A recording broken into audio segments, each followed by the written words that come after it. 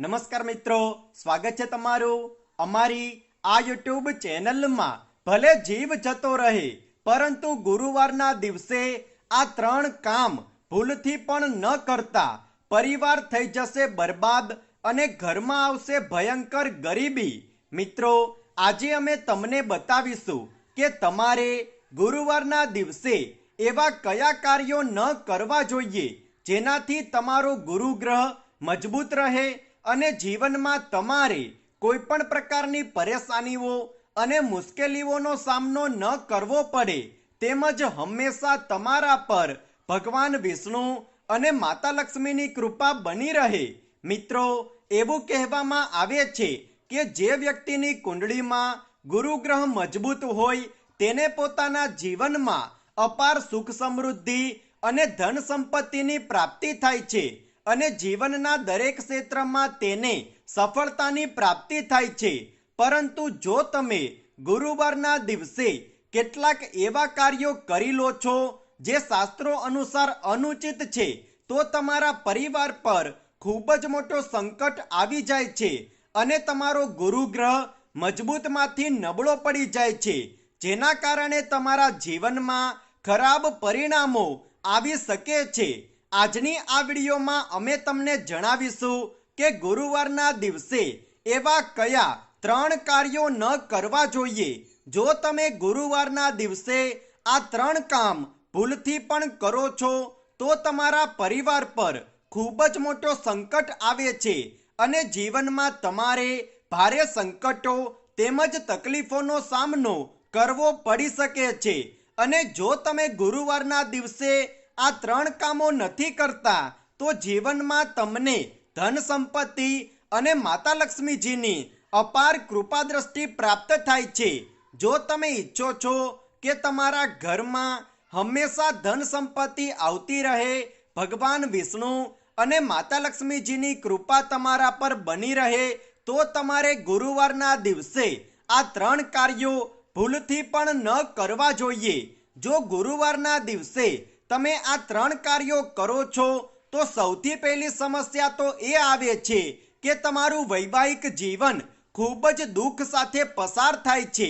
પતિ પત્ની વચ્ચે વારંવાર લડાઈ ઝઘડાઓ થતા રહે છે, ઘર પરિવારમાં વાદ વિવાદો થતા રહે છે અને તમારો પ્રેમ ક્રોધમાં બદલાઈ જાય છે। બીજી સમસ્યા એ આવે છે કે તમે જે કોઈ પણ કાર્ય કરો છો તેમાં તમારે ઘણા પ્રકારની બાધાઓ અને અડચણોનો સામનો કરવો પડે છે અને તમારું તે કાર્ય હંમેશા નિષ્ફળ જ જાય છે। જીવનમાં તમને ધનની પ્રાપ્તિ નથી થતી અને વારંવાર ખોટા ખર્ચાઓ થતા રહે છે।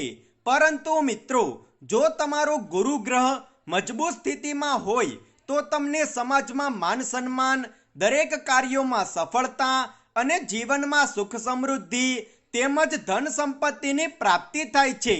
મિત્રો, ગુરુવારના દિવસે જો સુહાગન મહિલાઓ પોતાના વાળ ધોવે છે અને પુરુષો વાળ કે દાઢી કપાવે છે તો તેનો ગુરુગ્રહ કમજોર સ્થિતિમાં આવી જાય છે। આ સાથે જ તેને જીવનમાં રાહુથી સંબંધિત સમસ્યાઓનો પણ સામનો કરવો પડે છે અને જો કુંડળીમાં રાહુ ગ્રહ ભારે થઈ જાય તો જોત જોતા જ આદમી ધનવાનમાંથી ગરીબીમાં આવતો રહે છે।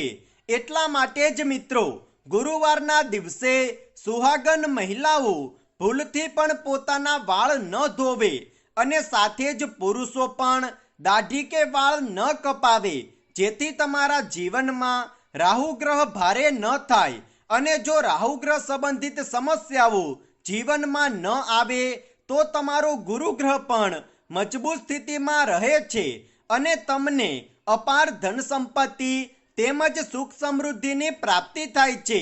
સાથે જ મિત્રો, ગુરુવારના દિવસે કોઈ પણ વ્યક્તિને ઉધાર આપવાથી બચવું જોઈએ। ગુરુવારે જો તમારો મિત્ર કે તમારા સંબંધી તમારી પાસે ધન ઉધાર માંગવા આવે તો તમારે ઉધાર આપવાથી બચવું જોઈએ અને ગુરુવારના દિવસે કોઈ પણ વ્યક્તિ પાસેથી ઉધાર લેવું પણ ન જોઈએ। તે ધન હોય, પૈસા હોય કે અન્ય કોઈ વસ્તુ। જો તમે ગુરુવારના દિવસે કોઈને પણ ઉધાર આપો છો તો એવામાં આપનાર અને ઉધાર લેનાર બંને વ્યક્તિ ગરીબીની ઝપટમાં આવી જાય છે અને આ દિવસે ઉધાર આપેલું ધન ક્યારેય પણ સાચા સમયે તમને પરત નથી મળતું અને જીવનમાં તમારે ઘણા પ્રકારની સમસ્યાઓનો સામનો કરવો પડે છે. આ સાથે જ ગુરુવારના દિવસે ઘરમાં પોતું ન મારવાનું પણ શાસ્ત્રોમાં વિધાન બતાવવામાં આવ્યું છે. હા મિત્રો, માનવામાં આવે છે કે આનાથી ઘરમાં આકસ્મિક ઘટનાઓનો, વાસ્તુદોષ અને નકારાત્મકતાનો પ્રવેશ થાય છે.